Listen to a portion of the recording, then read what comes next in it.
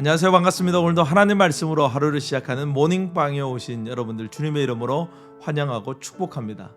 모두가 휴가를 떠나는 8월이지만 학원에 앉아서 다음 학기 또는 다음 학년에 배울 과목을 미리 배우고 있는 학생들이 많이 있습니다.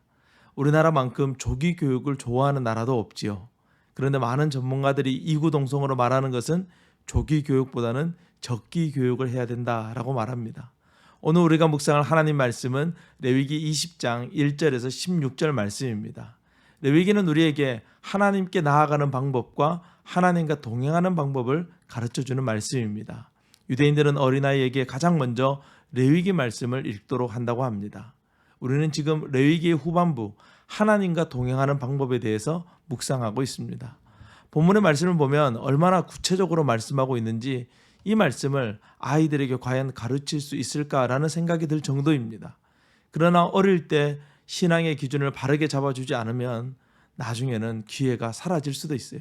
신앙교육은 어릴 때가 적기인 것이죠. 레위기 20장은 18장과 19장에 나오는 죄에 대한 처벌 규정을 담고 있습니다.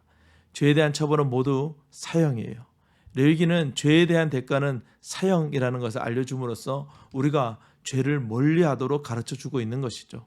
그러므로 이 말씀을 어릴 때부터 가르치는 것은 신앙 성장에 있어서 매우 중요한 것입니다.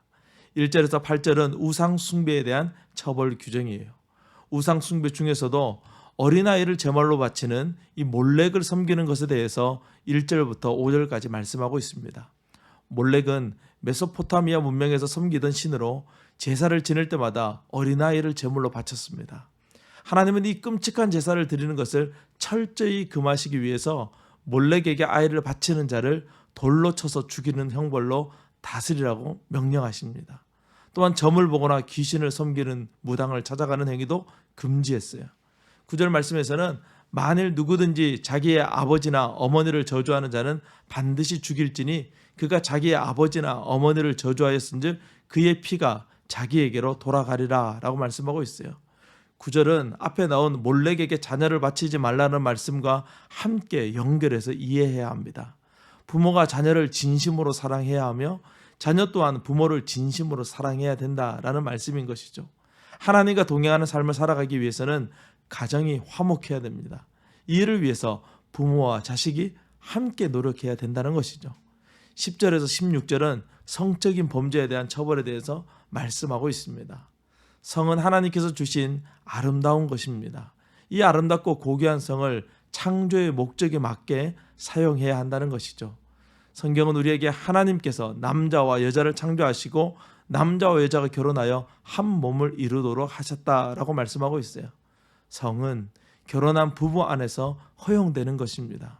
성에 대한 잘못된 생각과 부도덕한 행위는 우리의 영혼을 파괴시킬 뿐만 아니라 공동체에 큰 아픔을 가져다 주는 것이죠. 하나님은 성적인 범죄의 처벌을 사형으로 정하고 있어요.